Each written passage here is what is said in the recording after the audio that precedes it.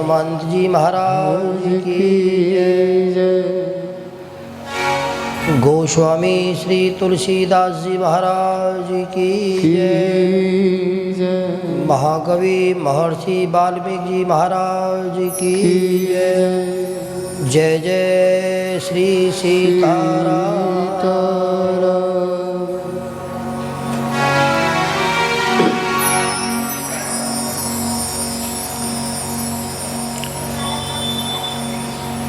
बोलिए श्री सद्गुरुदेव भगवान की जय। हरि ओम तक्षंजोरावृणीमहे गातुं जज्ञाय गातुं यज्ञपतये देवी स्वस्तिरस्तु नः स्वस्तिर्मानुषेभ्यः ऊर्ध्वं जिगातुर्भेषजम्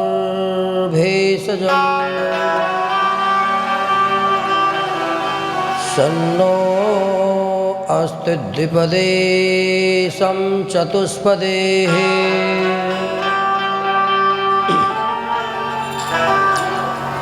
गोस्पदीकृतवारिसं मसिकीकृतराक्षसं रामायण महामालार्तनं वन्दे नीलात्मजम्।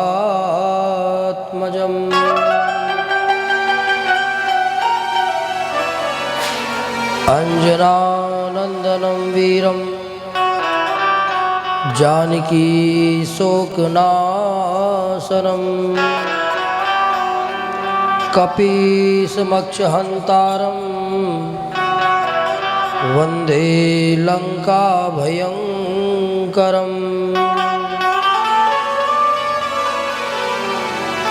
वन्दे देव उमापतिं सुरगुरुं वन्दे जगत्कारणं वन्दे पन्नगभूषणं शशिधरं वन्दे पशूनां पतिम्। वन्दे शूरशशाङ्कवह्निनयनं वन्दे मुकुन्दप्रियं वन्दे भक्तजनाश्रियं च वरणं वन्दे शिवं शङ्करम्। त्यक्त्वा स्वदस्तजसुरेप्सितराज्यलक्ष्मीं धार्मिष्ट आर्वचसा यद्गादरण्यं मायामृगं दैत्यशिप्मन्वधावद् वन्दे महापुरुष ते चरणारविन्दम्। नारायणं नमस्कृत्य नरं चैव नरोत्तमं देवीं सरस्वतीं व्यासं ततो जयमुदीरयेत्।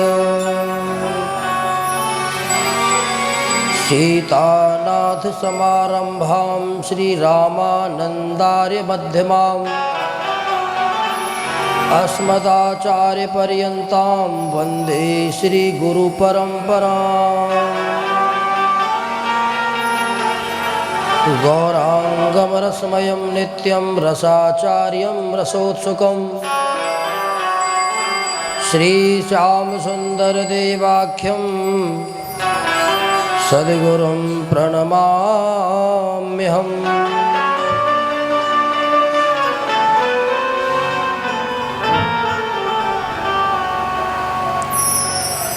मंगलं भगवान् विष्णु मंगलं गरुडध्वजा मंगलं पुंडरीकाक्ष मंगलायतनो हरि।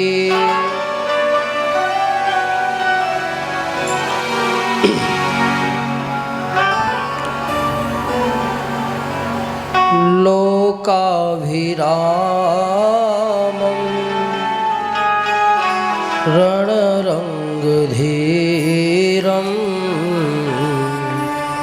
राजीवनेत्रं रघुवंशनाथं कारुण्यरूपं करुणाकरन्तं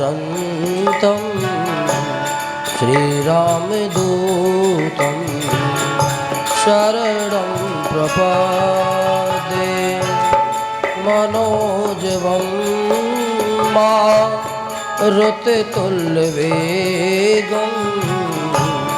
जितेन्द्रियं धीमतां वरिष्ठं वातात्मजं वा नरयूथमुख्यं श्रीरामदूतं शरणं प्रपद्ये।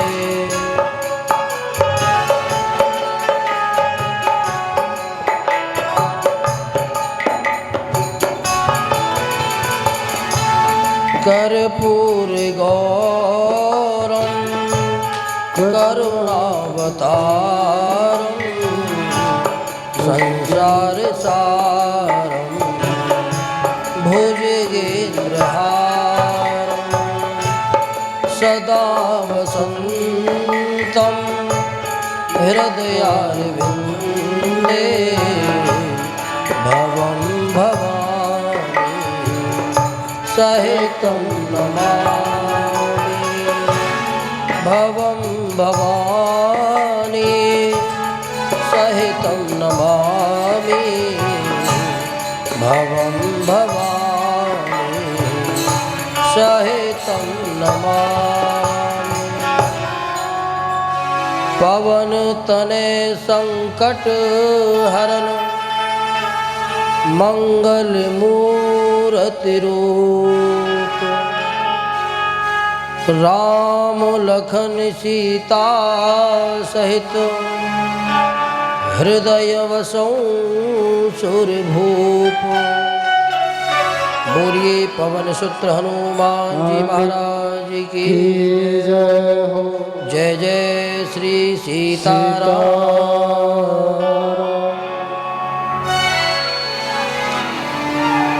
कल के प्रसंग में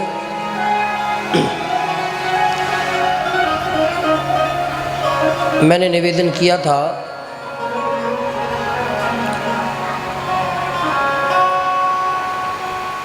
कि भगवान राम की शरणागति लेकर के सुग्रीव का भी कल्याण हुआ, बाली का भी कल्याण हुआ। सुग्रीव को राजा बना करके अंगद को युवराज बनाया गया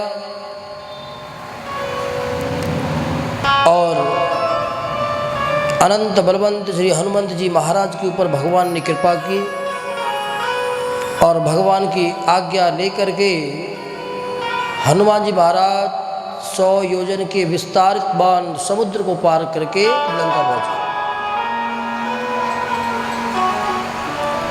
लंका में जाकर के हनुमान जी महाराज ने बड़े कौतुक किए।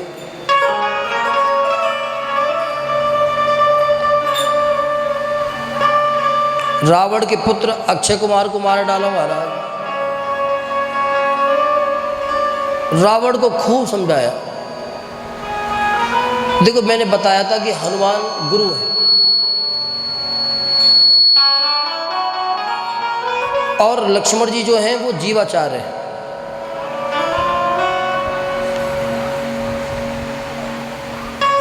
रावण के गुरु कौन है? रावण किसका शिष्य है? भगवान भोलेनाथ का। और हनुमान जी कौन है? भगवान भोलेनाथ के अंश से हनुमान जी है, रुद्रावतार। तो यहाँ पर हनुमान जी अगर रावण को समझाते तो गुरु की भांति समझाते हैं। एक रूप से देखा जाए तो वो गुरु ही है, लेकिन महाराज रावण की समझ में नहीं आई। जब किसी शिष्य के समझ में जो कोई बात नहीं आती है ना, तब गुरु को दंड का सहारा लेना पड़ता है। जब कोई गुरु शिष्य को पढ़ाए और उसके समझ में ना आवे तो फिर दंड का प्रयोग करना पड़ता है। तो फिर हनुमान जी ने उसका प्रयोग किया कि जब मेरे समझाने से जब तू नहीं समझ रहा तो इसका तुझे दंड से समझाएंगे।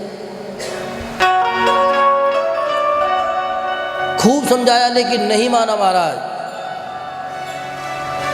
भगवान राम के गुणों को सुनकर के रावण इतना चिढ़ गया कि उन्होंने हनुमान जी को मारने तक का आदेश दे दिया कि काम करो भाई, ऐसा करो कि ये बंदर जीवित नहीं जा पाए, यहां से मार दो इसको। सैनिक दौड़े, तब तक विभीषण जी आ जाते हैं। मना किया कि महाराज दूत अवंदनीय होता है, वो वध के योग्य नहीं होता, तो क्या करें, छोड़ दें इसको? कि महाराज मैंने कहा छोड़ दो, अगर इसने धृष्टा किए तो कुछ अपराध दो, लेकिन इसकी मृत्यु नहीं कर सकते हैं, क्योंकि दूत तो भाई अपने स्वामी की आज्ञा से बंधन में बंधा हुआ होता है। जो स्वामी कह देगा उसी का पालन करेगा। तो ये भी अपने स्वामी की आज्ञा का पालन ही कर रहा है। तो क्या करो कि कप के ममता पूछ पर। अब देखो, जिस समय हनुमान जी पुष्प वाटिका में वृक्ष के ऊपर छिपे हुए थे, तो कल मैंने निवेदन किया था कि त्रिजटा ने ये स्वप्न देखा। क्या स्वप्न देखा? कि सपने वानर लंका जारी। त्रिजटा कहती है कि मैंने सपने में देखा है कि एक वानर ने लंका को जला दिया है। हनुमान जी विचार करते कि हम तो पता करने को आए थे, पता नहीं राम जी की क्या इच्छा है। अब हनुमान जी रावण के सामने बंधे हुए हैं, तब भी कोई व्यवस्था नहीं अग्नि की महाराज। अब हनुमान जी खड़े खड़े सोच रहे हैं कि त्रिजटा तो कह रही थी कि सपने वानर लंका जारी, और ये तो हमको मारने के लिए कह रहा है, फिर कैसे बात पूरी होगी? हनुमान जी सोच ही रहे थे, तब तक कौन आ जाता है? विभीषण। मानो कि विभीषण की मति में भगवान ने ही आज्ञा दी कि जाओ। विभीषण आया, निवेदन किया कि महाराज ये मारने के योग्य नहीं होता, इसलिए इसको मत मारो, छोड़ दो। आपकी अपकीर्ति दूर दूर तक फैलेगी, लोग आपकी निंदा करेंगे कि दूत ने आपको मार दिया। तो क्या करें कि महाराज जो तुम्हें अच्छा लगे कोई और दंड दे दो। तब रावण को समझ में आया कि वानर की का जो अधिक प्रेम होता है वो अपनी पूंछ पर होता है। कप के ममता पूंछ पर। बंदर की जो अपनत्व भाव ज़्यादा होता है वो पूंछ पर होता है। तो एक काम करो भाई, इसकी पूंछ पर आग लगा दो। अब हनुमान जी को भाई त्रिजटा वाली बात याद आ गई कि त्रिजटा ने बिल्कुल ठीक कहा था। अब सारी व्यवस्था बन जाएगी, लेकिन करने वाले तो भगवान ही है। अब तो महाराज लोग बड़े प्रसन्न हुए। अब लोग आपस में बातें कर रहे हैं कि बंदर की जब पूंछ में आग लगेगी तो उछला उछला डोलेगा, हम देख करके बड़े खुश होंगे, आनंद मनावेंगे। लेकिन उनको नहीं पता था कि महाराज कौन सा नया संकट आने वाला है। हनुमान जी महाराज प्रसन्न है, मन में भगवान का जप चल रहा है, राम राम राम राम राम राम राम। अब तो महाराज जितने भी लोग थे सब अपने अपने, पहले तो राज खजाने से वस्त्रों का ढेर लगाया गया। जब वस्त्र लपेटने लगे तो हनुमान जी ने कौतुक किया, पूंछ को बढ़ाना शुरू कर दिया, खूब कपड़ा लपेटा महाराज। जितने भी नगरवासी थे, लंका के वासी, सबके घर से सारे वस्त्र खत्म हो गए, लेकिन फिर भी हनुमान जी की पूंछ का पार नहीं पा पाए। तेल बोर पट पाद पुन। तेल लगाया, तेल खत्म हो गया, घी लगाया, जो भी द्रव्य थे सबके घर में सब ला करके लगा दिए और आग लगा दी।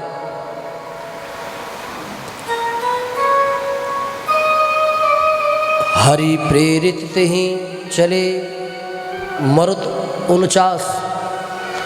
जो 49 प्रकार की जो वायु है वो भगवान की आज्ञा से चलने लगी। वायु का प्रभाव देख करके हनुमान जी महाराज ने जब देखा कि पूंछ में आग लग गई है, उछल पड़े और एक ऊंची अट्टालिका पर चढ़ गए। अब हनुमान जी को उड़ता देख करके तो वानर मन में कल्पना करने लगे कि वानर है, पता नहीं इसके मन में क्या सूझे, क्या करे और पता नहीं क्या होगा। आज भी कहावत है कि अगर बंदर पे माचिस जलानी आ जाए तो वो इधर क्या कर देगा। लोग कहते गांव आदियों में कि वो तो बंदर पे माचिस जलानी नहीं आती, नहीं तो सबके घरों में आग लगा कर घूमता। अब तो महाराज जितनी भी बड़ी बड़ी अट्टालिकाएं थी, सिंह द्वार, राजद्वार, सारे दरवाजों पर एक एक करके आग लगा दी ताकि कोई बाहर ना भाग पाए। और पूरी लंका पूरी, केवल वो रावण का घर ही नहीं था। मैंने आपको निवेदन किया था कि रावण के जितना बड़ा विस्तृत परिवार था, जितने भी राक्षस उसके यहाँ पर रहते थे, उन सभी का परिवार उसी पुरी में रहता था। इतनी विशाल नगरी थी लंकापुरी। आज रावण ने एक संत का अपमान किया है और संत के अपमान का परिणाम तो महाराज अनर्थ करने वाला ही होता है। पूरी लंकापुरी धू-धू करके जल पड़ी। रावण ने जिस की कल्पना भी नहीं की थी वो दृश्य रावण को देखना पड़ा। जब हनुमान जी ने घूम फिर करके देखा कि पूरी लंका जल गई है, तब समुद्र में जाकर के अपनी पूंछ को बुझाया और हनुमान जी ने भगवती जानकी के चरणों में आकर के प्रणाम किया है। यहाँ पर हनुमान जी ने निवेदन किया कि माँ, जैसे मैंने भगवान की निशानी आपको ला करके दी, उसी प्रकार आप भी कुछ निशानी मुझे दो ताकि मैं भगवान को भेंट करूं और भगवान मुझ पे यकीन कर ले। कथा कहती है कि यहाँ पर भगवती जानकी ने हनुमान को अपनी चूड़ामणि प्रदान की है। वाल्मीकि रामायण में प्रसंग आता है कि यहाँ पर माता जानकी ने जयंत की कथा के बारे में बतलाया है।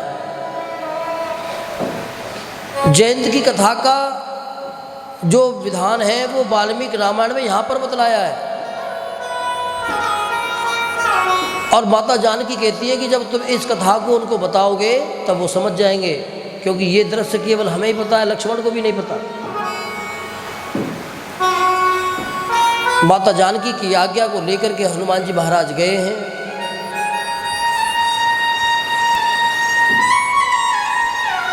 हनुमान जी को आता देख करके सभी वानर मंडली प्रसन्न हो गई महाराज। और तब सभी को भोजन करने की, हुड़दंग करने की छूट मिल गई। सभी वानर अपने स्वभाववश प्रतिकूल होकर के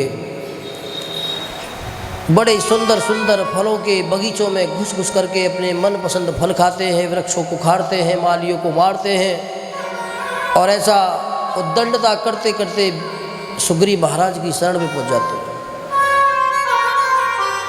सभी ने जाकर के भगवान के चरणों में निवेदन किया और हनुमान जी की भूरी भूरी प्रशंसा करी कि महाराज, हमारे सारे कार्य हनुमान जी महाराज ने पूरे किए हैं। जब ये विषय चल रहा था तब तक तीनों दिशाओं में गए हुए वानर भी लौट करके आ गए। चारों दिशाओं के वानर आ गए। सभी ने आकर के भगवान के चरणों में प्रणाम किया और सभी वानरों ने हनुमान जी की बड़ी प्रशंसा करी महाराज। छोटे छोटे बंदर जो हैं बड़े प्रसन्न होकर के हनुमान जी को निहार रहे कि अगर आज ये कार्य सिद्ध करके नहीं आते तो पता नहीं सुग्रीव महाराज हमारे ऊपर कौन सा संकट डालते। आज इनकी वजह से आज हमारी जान बच गई। अब तो महाराज भगवान राम ने अंत में हनुमान को अपने पास बैठा लिया। भगवती जानकी की दी हुई चूड़ामणि भगवान के चरणों में समर्पण करी। चूड़ामणि को देख करके भगवान बड़े रोए। वाल्मीकि मुनि कहते हैं कि यहाँ पर भगवान को बड़ा दुख हुआ। भगवान ही नहीं, लक्ष्मण भी बहुत रोए। इस दृश्य को देख करके सभी वानरों के मन में बड़ा दुख हुआ। सुग्रीव भी बड़े दुखित हुए महाराज। एतच्चा व्यसनम समासमाग्रही लक्ष्मणं च महाबलं राखे समनुरागं च यथा नियमः कृतः। राम जी के मन में ये संकोच लगा कि अगर मैं रोऊंगा तो ये वानर ये सोचेंगे कि ये भी रो रहे हैं। ऐसा भाव रख करके भगवान ने अपने दुख को अपने अंदर ही रख लिया। लक्ष्मण जी भी शांत हो गए और तब राम जी ने ससज्ज होकर के वानरपति सुग्रीव से कहा कि सुग्रीव, अब विलंब करने की आवश्यकता नहीं है, अब चलो। अब जब सीता के बारे में पता लग ही गया है तो फिर विलंब किस बात का करना। भगवान की आज्ञा पाकर के सुग्रीव ने तुरंत सभी यूथपतियों को बुलाया है। रंग बिरंगे महाराज, बहुत सुंदर सुंदर, बहुत विशाल विशाल, बड़े दिग्गज दिग्गज, इतनी विशाल वानर मंडली जब आकर के भगवान के चरणों में प्रणाम करती है। भगवान इस स्फटिक की शिला पर बैठे हुए हैं, उनके पीछे लक्ष्मण जी बाणों और धनुष को लेकर के सज्ज खड़े हुए हैं और उनके चरणों में हनुमान जी बैठे हुए हैं। उनके दक्षिणांग में सुग्रीव, बड़े बड़े नल, नील और अंगद जो वानर हैं वो खड़े हुए हैं। वाल्मीकि मुनि कहते हैं कि रावणान्तः पुरारोधम राक्षीभिश्च तर्जनम। सुग्रीव कहते हैं कि वानरों, मेरे मित्रों, मेरे भाइयों, जैसा कि आपको ज्ञात है कि हमारे हनुमान जी ने हमारी माँ जानकी का पता लगाया है और रावण के मन में एक भय को प्राप्त कराया। उस नगरी के बारे में, उन राक्षसों की बल के बारे में, उनकी मर्यादा के बारे में हम सब जानते हैं। इसीलिए मेरे केवल सभी से यही निवेदन है कि हमारा केवल यही कार्य है कि चाहे हम अपने प्राणों का बलिदान दे दें, चाहे हमारा सर्वस्व ही क्यों न चला जाए, लेकिन मैंने जो प्रतिज्ञा ली है भगवान के कार्य को पूरा करने का, कि आप उसमें सभी मेरे सहयोगी बने। इस बात को सुनकर के जितने भी वानर मंडली थी बड़ी प्रसन्न हो गई। फिर यहाँ पर भगवान की आज्ञा से सेनापतियों की नियुक्ति की गई है महाराज, युद्धपतियों की नियुक्ति की गई है, वानर पतियों की नियुक्ति की गई है। उनकी योग्यता और उनके बल के हिसाब से सभी को लेकर के भगवान की आज्ञा से जितनी भी सुग्रीव की सेना थी समुद्र के किनारे चल पड़े। सभी पूरी सेना समुद्र के किनारे आ गए। तो वो आगे बढ़ने से पहले कुछ क्षण भगवान के नाम का संकीर्तन कर लें और उसके बाद आगे की यात्रा को प्रारंभ करेंगे भगवान के राम के चरणों का स्मरण करके। बोलिए सीतारामचंद्र भगवान की जय।